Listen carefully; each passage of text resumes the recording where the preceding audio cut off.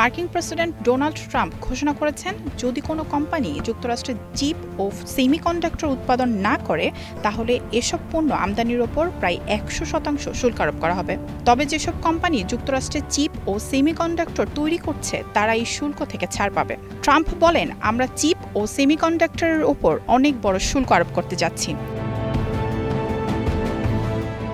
তবে অ্যাপেলের মতো কোম্পানির জন্য সুখবর হলো, যারা যুক্তরাষ্ট্রে তৈরি করছেন বা স্পষ্টভাবে যুক্তরাষ্ট্রে তৈরির জন্য প্রতিশ্রুতিবদ্ধ হন তাহলে কোনো চার্জ থাকবে না। অ্যাপেল এই শুল্ক থেকে ছাড় পাবে।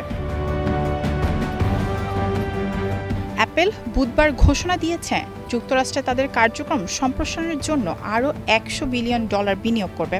ফলে আগামী 4 বছরে প্রতিষ্ঠানটির মোট বিনিয়োগ দাঁড়াবে $600 বিলিয়ন।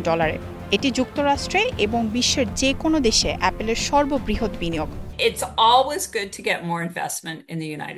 যুক্তরাষ্ট্রে বেশি বিনিয়োগ হওয়া সবসময়ই ভালো বিষয়। আগে অ্যাপল $500 বিলিয়ন বিনিয়োগের প্রতিশ্রুতি দিয়েছিল, এখন আরও $100 বিলিয়ন যোগ হচ্ছে। এ ধরনের বিনিয়োগ কাম্য।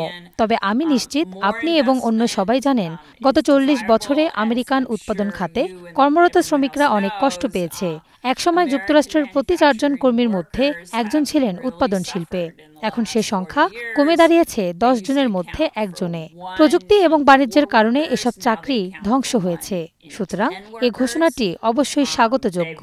তবে আজকের ঘোষণায় আমি আশ্বস্ত হতে পারিনি যে এই বিনিয়োগে যুক্তরাষ্ট্রে উৎপাদন খাতের চাকরি বাড়বে। কোথাও বলা হয়নি যে আইফোনের উৎপাদন আবার যুক্তরাষ্ট্রে ফিরে আসবে। ট্রাম্পের বাণিজ্যিক অংশীদারদের ওপর আরোপিত শুল্ক ইতিমধ্যেই অ্যাপেলকে বিলিয়ন বিলিয়ন ডলারের ক্ষতির মুখে ফেলছে। নতুন এই উদ্যোগের অংশ হিসেবে অ্যাপেল যুক্তরাষ্ট্রে তাদের মূল সরবরাহকারীদের সঙ্গে সম্পর্ক আরও জোরদার করছে। কারণ প্রেসিডেন্ট ট্রাম্প অ্যাপেল সহ অন্যান্য প্রযুক্তি প্রতিষ্ঠানগুলোকে যুক্তরাষ্ট্রে উৎপাদন স্থানান্তরের জন্য অব্যাহত চাপ দিচ্ছেন।